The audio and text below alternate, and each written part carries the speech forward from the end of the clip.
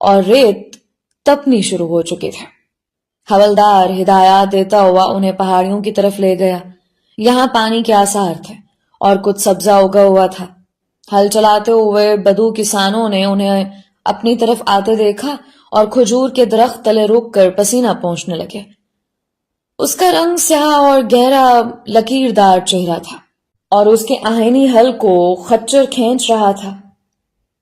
کھجور کے نیچے سے ایک مشک نما چھاگل اٹھا کر اس نے پانی کا گھونٹ بھرا اور آنکھیں پھاڑ کر پاس سے گزرتے ہوئے فوجیوں کو دیکھنے لگا۔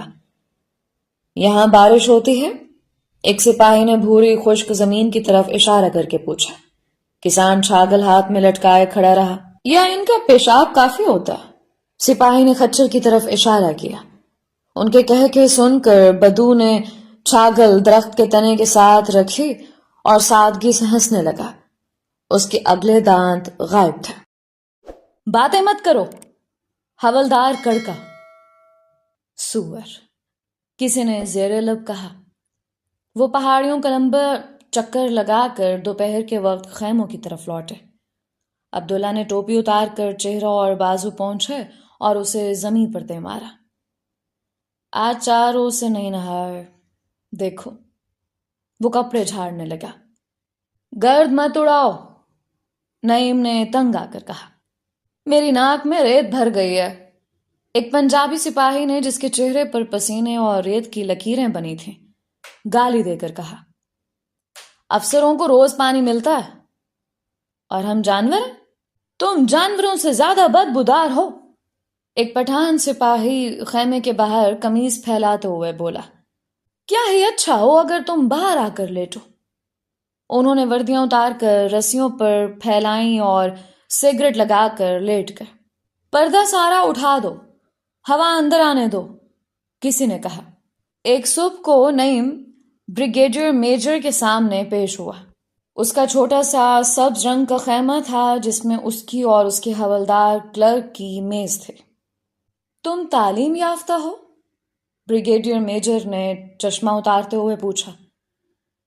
میں نے سینئر کیمبرج کیا ہے۔ کہاں سے؟ کلکتہ سے۔ مشین گن کی ٹریننگ حاصل کی ہے؟ نہیں۔ تمہیں ترقی دے کر لانس نائک کا عہدہ دیا جاتا ہے اور مشین گن ڈیٹیچمنٹ میں تبدیلی کی جاتی ہے۔ یس سر۔ وہ ذرا سا پنجوں پر اٹھا۔ کل تم section commander M G detachment کو رپورٹ کرو گے۔ ڈسمس۔ قاہرہ سے گاڑی میں بیٹھ کر وہ سکندریہ پہنچا۔ وہاں بھی روٹ مارچنگ کا سلسلہ جاری رہا۔ سکندریہ سے پھر ایچ ایم ایس ویمیوتھ میں سوار ہوئے اور 20 جہازوں کا قافلہ بحیرہ روم میں داخل ہوا۔ متلاطم سمندر کے باوجود بہت کم سپاہی بیمار پڑے۔ سمندری سفر میں نسبتاً بہتر خوراک اور نہانے کے لیے پانی عام ملتا تھا۔ نمبر 9 بھوپالی پیچھے رہ گئے تھے اور ان کی جگہ ایک انگریز بٹالین ان کے ساتھ سفر کر رہی تھی۔ جب مارسی کی بندرگاہ نظر آئی تو انگریز فوجی جہاز کے عرشے پر چڑھ کر ناچنے لگے اور بینڈ نے مارسی بجانا شروع کر دیا۔ موسم چمکدار اور خوشگوار تھا۔ بہت سے بھونپوں اور سیٹیوں کے بعد جہاز نے لنگر پھینکا۔ سازندوں نے دھن تیز کر دی اور انگریز سپاہی مارشل گاتے ہوئے بندرگاہ پر اترنے لگے۔ سفید براق وردیوں میں فرانسیسی ملاح تمباکو پیتے ہوئے ادھر ادھر پھر رہے تھے۔ فرانسیسی عورتیں شوخ رنگ سکرٹ اور چھوٹے چھوٹے سفید ہیٹ پہنے کھڑی تھیں۔ انہوں نے گالوں پر چوم چوم کر فوجیوں کا خیر مقدم کیا۔ پھر ہندوستانی فوج کے افسر اترے، captain McLean, captain Asher, lieutenant Browning. سب کے چہرے مسرت کی سنسناہٹ سے سرخ ہو رہے تھے اور وہ چلا چلا کر پوچھ رہے تھے، ہمیں دیر تو نہیں ہو گئی؟ کیا ہم دیر میں پہنچے؟ فرانسیسی ملاح مسرور آوازوں میں چلا چلا کر جواب دیتے اور عورتیں سر پیچھے پھینک کر خوشی سے تالیاں بجاتے۔ فرانس کے آسمانوں پر سے زرد خوش نما دھوپ سفید فام افسروں کے اونچے ماتھوں اور سنہرے بالوں پر پڑ رہی تھی۔ اور ان کے کپکپاتے ہوئے ہونٹوں اور نیلی دلکش آنکھوں سے صحت اور زندگی مترشح تھے۔ ان کے بے خوف قدم اور مستعد فوجی جسم دیکھنے والوں کو مروب کرتے تھے۔ ان کے دماغ فوجی اسکیموں اور اپنے گھر والوں کی یاد سے پر تھے۔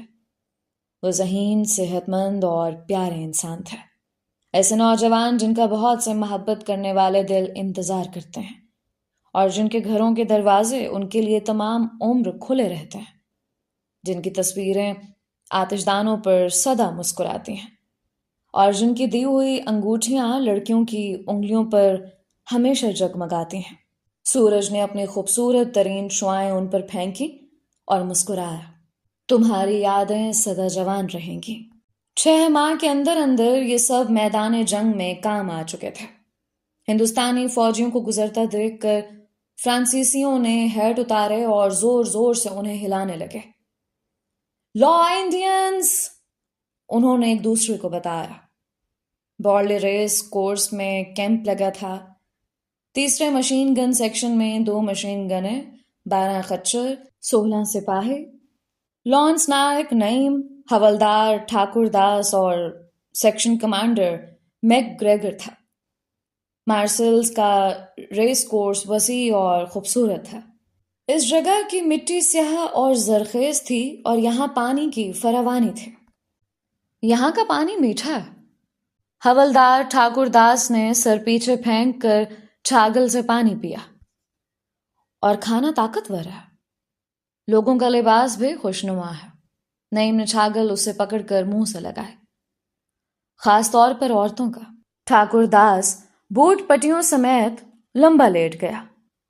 وہ 10 میل کے روٹ مارچ سے تھک کر لوٹے تھے۔ فرانسیسی طرز تعمیر، باغات کی فراوانی اور غیر ملکی پھول اور پودوں کو دیکھ کر وہ بچوں کی طرح مسرور تھے۔ اتنے دنوں تک اکتا دینے والا یک رنگ ریگستان اور پتھریلی پہاڑیوں کے نظارے کے بعد فرانس کی کھلی سڑکوں پر خوبصورت خوش رنگ عورتیں اور بڑے بڑے ہیٹ پہنے خچر سوار مرد جو ان کو گزرتا دیکھ کر ہیٹ اٹھا کر سلام کرتے تھے، انہیں بہت بھلے معلوم ہوئے۔ کل ہمیں نیا بارود ملے گا، ٹھاکر داس نے مونچھوں کو بل دیتے ہوئے کہا۔ کتنا وتنا نہیں، نیا فرانسیسی طرز کا، مارک نمبر 7 گولی، اور مارک نمبر 6، یہ سب کنڈم۔ مارک نمبر 7 سیدھی جاتی ہے۔ کیسی ہوتی ہے؟ ٹھاکر داس نے لیٹے لیٹے پیٹی میں سے گولی نکالی۔ دیکھو، مارک نمبر 6 تو نوکدار ہے، وہ آگے سے چپٹی ہوگی اور یہ تو یوں جاتی۔ اس نے انگلی سے ہوا میں کمان بنائی، اور وہ یوں تیر کی طرح سیدھی جائے گی۔ شپ! کیا فرق پڑے گا؟ فرق؟ کہتے ہو کہ کلکتے میں پڑھتے رہے۔ ارے میاں، ٹیڑھی جائے گی تو مار نزدیک کرے گی، سیدھی جائے گی تو مار دور کرے گی۔ سارا حساب کا سوال ہے، سمجھے؟ اور بینٹ بھی ولایتی طرز کی ملے گی، لمبی والی۔ اب پوچھو کیا فائدہ؟ چھوٹی ہوگی تو مار نزدیک کرے گی، لمبی ہوگی تو مار دور۔ اس کی آواز ٹھاکر داس کے محیب کہے میں گم ہو گئے۔ اس نے ایک زور کے دھپ سے نعیم کا سارا بدن ہلا دیا۔ شاباش بچے، شاباش! تمہیں یہ کس نے بتایا؟ نعیم نے پوچھا۔ سیکشن کمانڈر کے پاس میں نے دیکھی۔ وہ دیوار کی طرف منہ کر کے لیٹ گیا۔ سرزمین فرانس پر وہ دن بڑا خوبصورت طلوع ہوا تھا۔ صبح بارش ہوئی تھی جب وہ روٹ مارچ کرتے ہوئے بھیگے تھے۔ اس کے بعد سورج نکل آیا تھا۔ اب بھاری نمدار ہوا کی مخملی لہریں خوش رنگ پھولوں پر سے گزرتی بڑی جاندار حدت لیے ہوئے یکے بعد دیگرے آ کر تھکے ماندے فوجی چہروں کو تھپکیاں دے رہی تھیں۔ آسمان گہرے نیلے رنگ کا تھا۔ دور سڑکوں پر عورتیں اور بچے شوخ رنگ کپڑے پہنے پھولدار چھاتے اور ہیٹ لے کر نکل آئے تھے۔ ان کی چال بڑی مسرور اور جوان تھے اور تازہ دم رسالے کی طرح مختلف راستوں پر بڑھ رہے تھے۔ جنگ کہاں پر ہو رہی ہے؟ نعیم نے پوچھا۔ وہ دیر سے ایک گیلی ماچس کو جلانے کی کوشش کر رہا تھا۔ ہم ان قریب جا رہے ہیں۔ کہاں؟ محاذ پر۔ کہاں؟ کس جگہ؟ تم کیوں اس کے پیچھے پڑے ہو؟ ٹھاکر داس نے اس سے سخت لہجے میں کہا۔ پھر یک لخت وہ اٹھ کر کھڑا ہو گیا۔ لانس نائک نعیم احمد، اٹینشن! نعیم تیزی سے اٹھا اور فوجی انداز میں تن گیا۔ میکسم گن کی پٹی میں کتنے راؤنڈ آتے ہیں؟ 250۔ وزن؟ تقریباً 6 پا۔ میکسم گن کا وزن؟ ٹھاکر داس نے کڑک کر پوچھا۔ 60 پاؤنڈ؟ Standard as! وہ لمبے لمبے قدم رکھتا خیمے کے دروازے پر جا کھڑا ہوا۔ اس کی چوڑی پشت سارے دروازے پر پھیلی ہوئی تھی۔ باہر دھوپ ماند پڑنے لگی تھی، شاید بادل پھر آ گئے۔ نعیم نے کھڑے کھڑے بے دھیانی سے سوچا۔ کچھ دیر کے بعد وہ نعیم کے پاس آ کھڑا ہوا۔ بیٹھ جاؤ۔ نعیم کھڑا رہا۔ لڑائی کے میدان میں عورتوں کی طرح سوال مت کرو۔ جنگ کرنے نکلے ہو تو مرنے کا انتظار کرو، جینے کا انتظار مت کرو۔ کیوں، کہاں، کب، کیسے سوالات بزدل بنا دیتے ہیں۔ غلط ہے، میں بزدل نہیں ہوں۔ ایک نامعلوم سا غصہ اس کے دماغ میں ابال کھانے لگا۔ بیٹھ جاؤ۔ ٹھاکر داس نے اس کا کندھا دبایا اور جیب سے ماچس نکال کر دے۔ دونوں سگریٹ جلا لیے۔ بادل پھر آسمان پر اکٹھے ہو رہے تھے اور پیلی سی مریل دھوپ خیمے کے دروازے میں سے اندر آ رہی تھی۔ تم سوال نہیں پوچھتے؟ نعیم نے آنکھوں کے کونوں میں سے دیکھتے ہوئے کہا۔ ٹھاکر داس نے دھواں اس کے منہ پر چھوڑا۔ نہیں۔ تم مرنے سے نہیں ڈرتے؟ نہیں۔ اگر میں تمہیں ابھی قتل کر دوں؟ ٹھاکر داس کے ہونٹ کپ کپائے اور وہ زرد پڑ گیا۔ تمہارے دل میں کیا ہے سور؟ تم اتنی ہمت کرو گے؟ اس نے تیزی سے کہا۔ نعیم اپنے بستر کے ساتھ ٹیک لگائے بیٹھا تھا، وہیں پر کھسک کر لیٹ گیا اور چھت کو گھورنے لگا۔ ٹھاکر داس ابھی تک اپنے آپ پر قابو نہیں پا سکا تھا۔ وہ تیز تیز کش لگا رہا تھا اور اعصابی انگلیوں سے گھٹنا کھجا رہا تھا۔ کچھ دیر تک خیمے میں خاموش رہے۔ ٹھاکر داس نے دوسرا سگریٹ سلگایا اور تیزی سے ختم کر دیا۔ پھر اسے باہر اچھالتے ہوئے وہ بھاری آواز سے بولا۔ قتل دوسری چیز ہے، وہاں بھی لوگ اسی طرح مرتے ہیں۔ نعیم نے چھت کو دیکھتے ہوئے کہا۔ نہیں، تم نے جنگ نہیں دیکھے، اس لیے کہتے ہو۔ وہاں ہر طرف موت ہوتی ہے، آدمی چوہوں کی طرح مرتے ہیں۔ وہاں مرنا اور مارنا بڑا آسان کام ہے۔ یوں سڑک پر جاتے ہوئے ہم چونٹیوں کے ایک قافلے پر پاؤں رکھ کر گزر جاتے ہیں اور سینکڑوں چونٹیاں ہمارے جانے بغیر مر جاتی ہیں، لیکن اکلوتی چونٹی اگر ہمارے بازو پر چل رہی ہو تو اسے مارتے ہوئے ہم ہچکچاتے ہیں، گھبراتے ہیں اور اسے اٹھا کر ہم نیچے رکھ دیتے ہیں یا پھونک مار کر اڑا دیتے ہیں۔ دھوپ اب آدھے فرشے تک آ گئی تھی اور اس کی روشنی میں ٹھاکر داس غیر معمولی طور پر زرد اور بےتاب دکھائی دے رہا تھا۔ اس نے تیسرا سگریٹ جلایا۔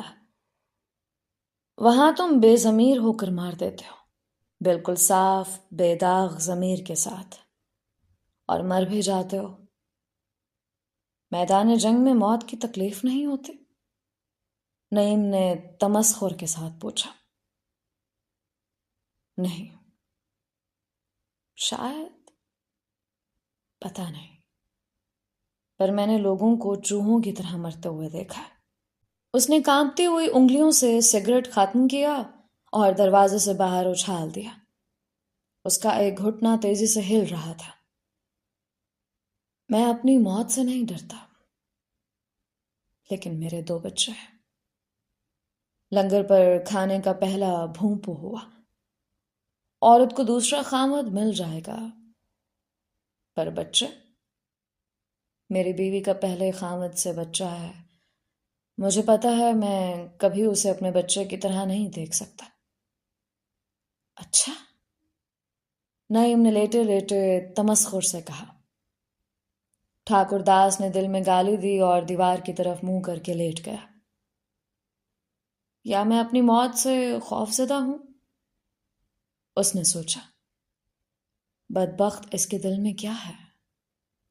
دوسرے خیموں میں کھانے کے برتن کھنک رہے تھے اور سپاہیوں کی تیز کرخت آوازیں آ رہی تھیں۔ 3 دن تک ریجمنٹ سفر میں رہی۔ گاڑی بالکل ویسی تھی جیسی فیروز پور سے ملی تھی، مال گاڑی جس میں گھاس بچھایا گیا تھا۔ ریجمنٹ میں 9 انگریز افسر، 19 ہندوستانی افسر اور 790 سپاہی تھے۔ دل فریب پہاڑی علاقے میں سے وہ 3 دن اور 3 رات تک گزرتے رہے۔ راستے میں وہ جنرل سیوریئرز کی فوج کے قریب سے گزرے جو 15ویں ریجن کی کمان کر رہا تھا۔ سفر کے اختتام پر وہ سر کارٹ کیمپ آرلینز پہنچا۔ سر کارٹ کیمپ بڑی خوبصورت جگہ تھے۔ 3 اطراف سرسبز کوہنا سال پائن کے درختوں سے ڈھکے ہوئے پہاڑ تھے، نیلے برفانی چشمے جن کے بیچوں بیچ بہتے تھے۔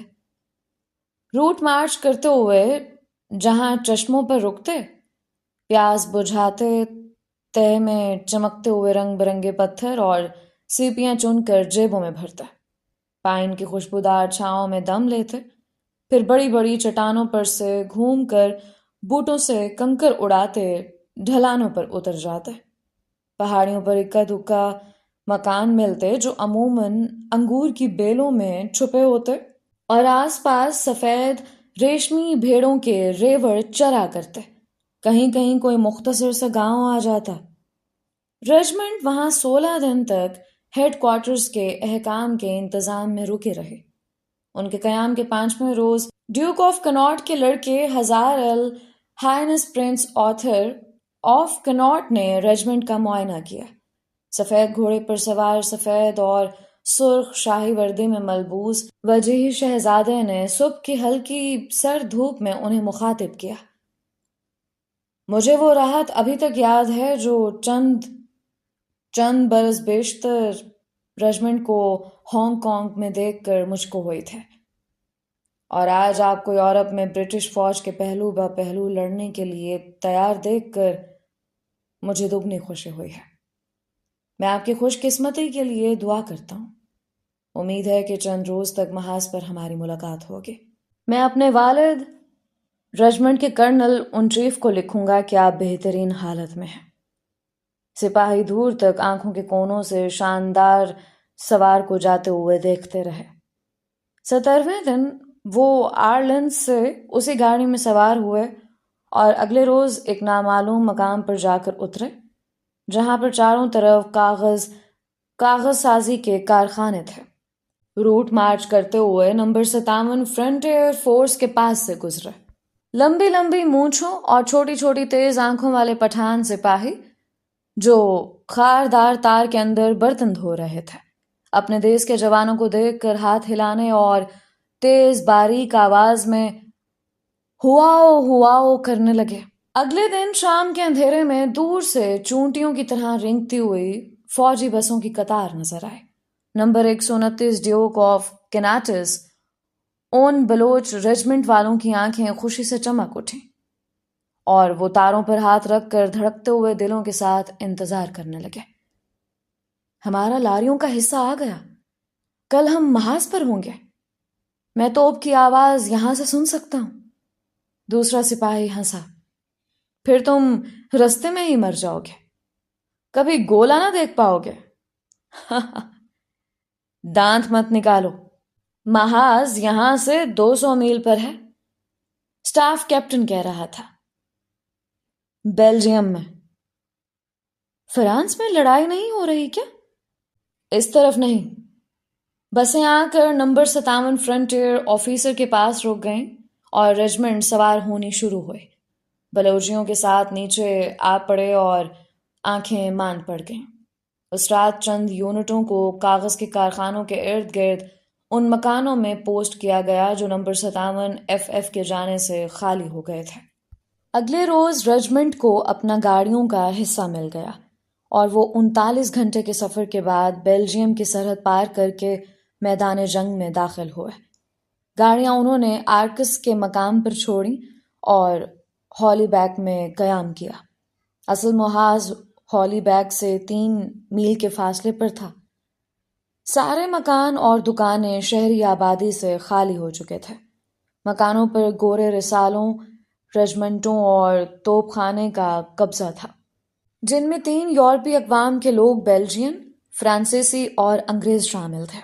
2 منزلہ مکانوں کے تمام کمرے گورے سپاہیوں، اسلحہ بارود، باورچیوں اور راشن کے ڈبوں سے بھرے پڑے تھے۔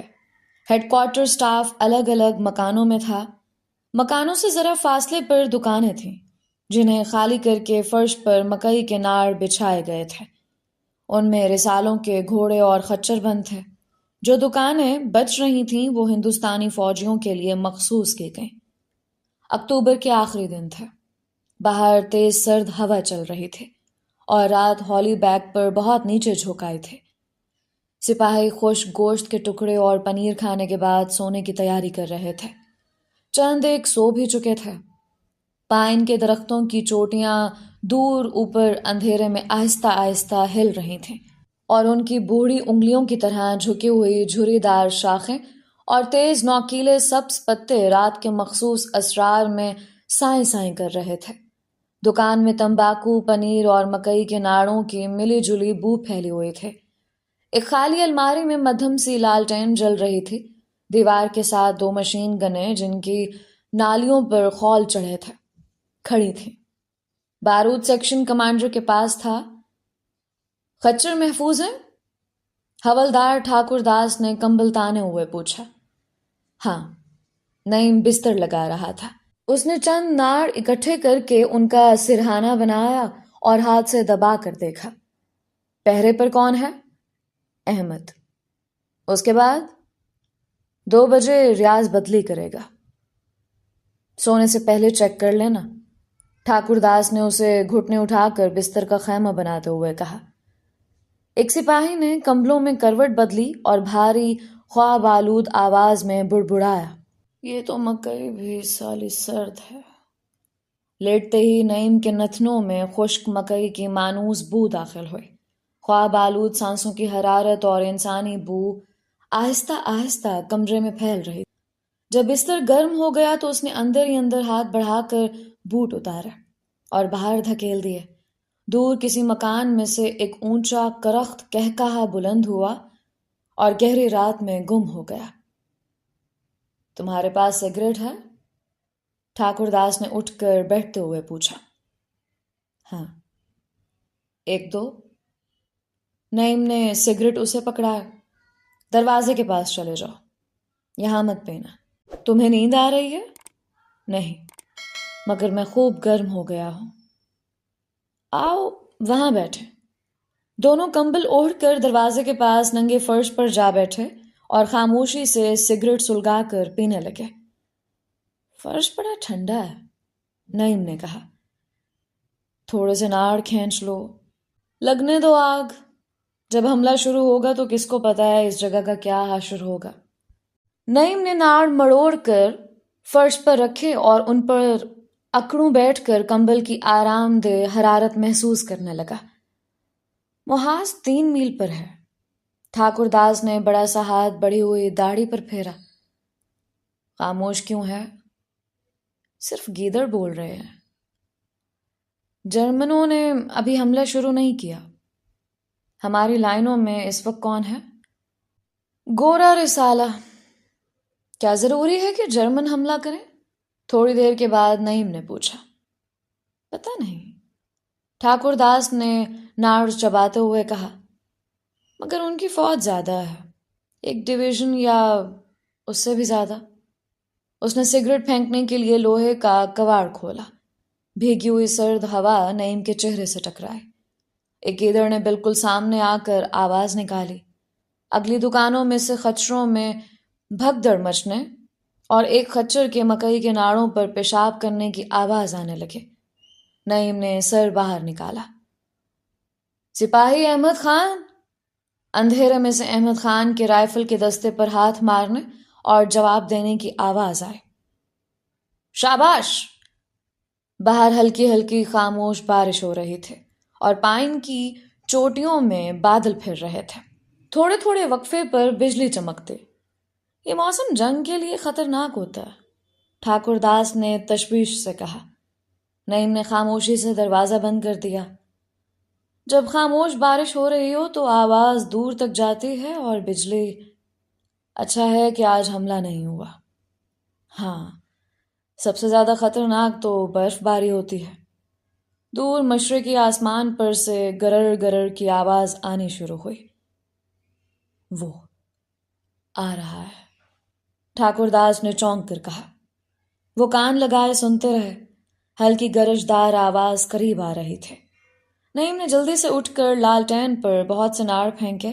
واپس آتے ہوئے وہ اندھیرے میں ایک سوئے ہوئے سپاہی سے ٹکرا کر گر پڑا۔ سپاہی نے نیند میں گالی دی اور کروٹ بدل کر سو گیا۔ باہر نکل کر انہوں نے دروازہ بند کر دیا۔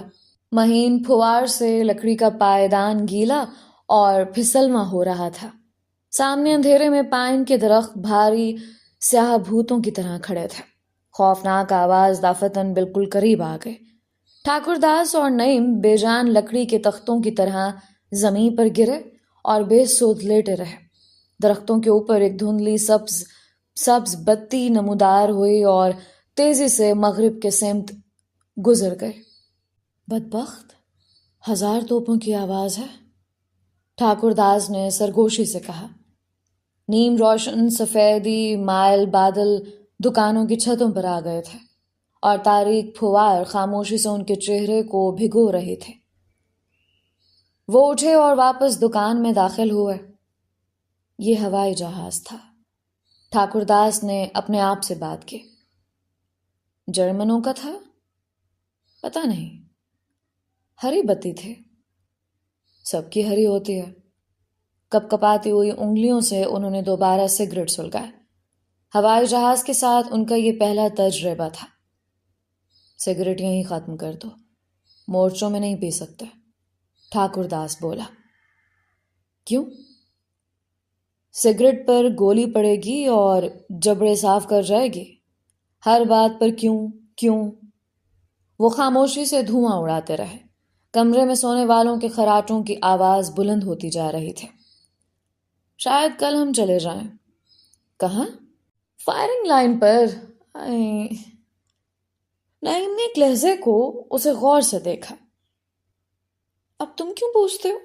ٹھاکر داس نے کڑی تمسخرانہ نظر اس پر ڈالی، پھر سگریٹ پر ایک لمبا کش لینے کے بعد نیم خفکی نیم طنز سے ہنسا۔ میں اس قدر اکتا گیا ہوں یہاں سے۔ نعیم خاموشی سے اندھیرے میں دیکھتا رہا۔ مجھے اس وقت محاذ پر ہونا چاہیے یا گھر؟ کیوں؟ میں گھر جانا چاہتا ہوں۔ اتنے مہینے ہو گئے، یہاں میری خچروں سے بھی بری حالت ہو گئی ہے۔ تمہیں اپنی بیوی سے محبت ہے؟ ہاں، شاید اسے مجھ سے بڑی محبت ہے۔ اچھا، ہم نے شادی عجیب طریقے سے کی تھی۔ میں عورتوں کا کاروبار کیا کرتا تھا۔ کاروبار؟ میں اور رام سنگھ، ہم لدھیانے، امبالے اور روہتک سے عورتیں اٹھایا کرتے اور پنجاب میں لا کر بیچا کرتے تھے۔ خاص طور پر لائل پور اور سرگودھا میں وہ اچھے دام دے جاتی تھیں۔ یوں ہمیں خود عورتوں کا کوئی چاو نہ تھا۔ ہم کبڈی کے مانے ہوئے کھلاڑی تھے اور سب سے اول جسم اور جان کی رکھوالی کرتے تھے۔ جوانی کا زمانہ تھا۔ 20 عورتیں آئیں اور 20 گئیں۔ کبھی کبھار کوئی پسند آئی تو 2-4 روز کے لیے رکھ لیا، ورنہ ادھر سے لاد ادھر بیچا۔ لو پیو۔ میں نہیں پیتا۔ نعیم نے اس کا سگریٹ والا ہاتھ پیچھے دھکیل دیا۔ ایک دن میں نے سنا کہ چک نمبر 30 کی ایک کمہاری نے آواز دی ہے 4 طرف کے گاؤں میں کہ ہے کوئی ایسا جوان جو مجھے دن دن کو آ کر لے جائے۔ یہ آواز سن کر میری مونچھ کو تاؤ آ گیا۔ میں نے کہا چل رام سنگھ، مگر رام سنگھ دن دن کو جانے سے گھبرائے۔ میں نے ایک عورت بھیج کر پتہ کروایا تو معلوم ہوا کہ اس کا خامد کمہار اپنے گاؤں کا شاہزور جوان ہے اور رات کے وقت اس کی ماں بیٹے اور بہو کو اندر بند کر کے تالا لگا دیتی ہے۔ چنانچہ رات کو نکلنا دشوار ہے۔ اس نے گلا صاف کر کے زور سے فرش پر تھوکا اور بات جاری رکھے۔ چنانچہ رات کو نکلنا دشوار ہے۔ خیر، بہت سوچ بچار کے بعد میں نے فیصلہ کیا کہ عورت کی پکار ضائع نہیں جانی چاہیے۔ میں نے پیغام بھیجا کہ فلاں دن تمہارے گاؤں سے 3 مربع باہر بڑے پیپل کے نیچے دوپہر کو آؤں گا، ہمت ہو تو آ جاؤ۔ سخت گرمیوں کے دن تھے۔ 10 کوس چل کر میں پیپل کے نیچے بیٹھا۔ بیٹھے بیٹھے دوپہر ڈھل گئی۔ عورت کا نام و نشان نہیں ملا۔ میں وہیں پر سو گیا۔ پتہ نہیں کتنی دیر سویا تھا کہ چھڑی کی نوک سے کسی نے مجھے جگایا۔ آنکھ کھولی تو ایک بڑا جوان نظر آیا، سر پر منڈاسا، کمر میں پھولدار لاچا، ہاتھ میں چھڑی۔ میں نے پوچھا کیا بات ہے جوان؟ کہنے لگا اب اٹھ اگر چلنا ہے تو۔ مجھے سندیسا بھیج کر اب سوتا؟ میری آنکھیں کھلی کی کھلی رہ گئیں۔ غور سے دیکھا تو عورت تھی، پر نہیں، کیا عورت تھی کم بخت! یہاں سارے ولایت میں نے ایسی جوان اور جلال والی عورت نہیں دیکھی۔ وہ پرسرور تبسم کے ساتھ چند لہجے تک فضا میں دیکھتا رہا۔ ہم ساری رات اور سارا دن چلتے رہے اور 30 کوس پر جا کر پہلی رات گزاری۔ وہ میرے دوست کا گاؤں تھا۔ سویرے اٹھ کر عورت بولی میں تجھ سے بیاہ کروں گی۔ میں نے کہا بیاہ کی بات چھوڑ، میں بیاہ کا قائل نہیں ہوں۔ یہ سن کر وہ رونے لگی اور رو رو کر برا حال کر لیا۔ خیر، وہاں سے گھوڑی لے کر 10 دن میں امرتسر پہنچے۔ راتوں رات میں نے اس کے ساتھ 700 روپے وصول کیے اور اسے سوتا چھوڑ کر چلا آیا۔ کوئی 10 دن نہیں گزرے ہوں گے اس بات کو، ایک دن میں کھیت میں سویا پڑا تھا کہ وہ میری چھاتی پر آن چڑھی۔ میں نے چلانا چاہا لیکن اس نے ایک ہاتھ سے میرا منہ بند کیا اور دوسرے سے چھری کی نوک میری گردن پر رکھ دی اور بولی میں سریندری ہوں، بول میرے ساتھ شادی کرے گا یا نہیں؟ میں تجھے قتل کر دوں گی۔ جان کے خوف سے میں نے وعدہ کر لیا۔ راتوں رات اس کی گھوڑی پر سوار ہو کر ہم گاؤں سے نکل آئے۔ اس نے مجھے اپنے آگے بٹھا کر باہوں میں کس رکھا تھا۔ صبح گاؤں کے مندر میں جا کر ہم نے شادی کر لی۔ پتہ ہے کیسے؟ گھوڑی کی پشت پر اور کسی چوتھے آدمی کے بغیر۔ پنڈت کے سر پر سرندری کی چھری تھی اور وہ گھوڑی کی باگ پکڑے پکڑے پھیرے دے رہا تھا اور اشلوک پڑھتا جا رہا تھا۔ وہ اندھیرے میں آہستہ سے ہنسا۔ سرندری نے چند روپے کھول کر اس کی طرف پھینکے اور ہم لوٹ آئے۔ اس رات کو وہ مجھ سے لپٹ کر روتی رہی۔ میں نے کہا روتی کیوں ہے؟ اگر میں شادی نہ کرتا تو مجھے قتل کر دیتی۔ کہنے لگی وہ تو صرف دھونس تھی، اگر تم شادی نہ کرتے تو میں اپنے آپ کا خون کر لیتی۔ تم مرد ہو، تم کیا جانو عورت کے دل میں کیا ہے۔ رات بھر وہ میرے ساتھ لپٹی چھوٹی سی کمزور چڑیا کی طرح روتی رہی۔ آج 10 برس ہو گئے اس بات کو اور اس نے آج تک میرے سامنے آنکھ نہیں اٹھائی۔ اب وہ میری بیوی ہے۔ وہ ایک لمبی سانس لے کر خاموش ہو گیا۔ لالٹین کی بتی جھلملا رہی تھی اور فرش پر سوئے ہوئے سپاہیوں کی ٹانگیں آپس میں گڑمڑ ہو رہی تھیں۔ ساتھ والی دکان میں کوئی گا رہا تھا۔ اب وہ کسی اور کے ساتھ بھاگ جائے تو؟ نعیم نے کہا نہیں، وہ نہیں جائے گی۔ جس مرد کے ساتھ اس کا دل نہیں تھا اسے اس نے بول کر کہہ دیا تھا کہ تو مجھے لاکھ تالے میں رکھ، ایک نہ ایک دن میں چلی جاؤں گی۔ میرے گھر میں اس نے 2 بچے دیے ہیں اور اونچی آواز سے بات نہیں کی ہے۔ اب وہ کہیں نہیں جائے گی۔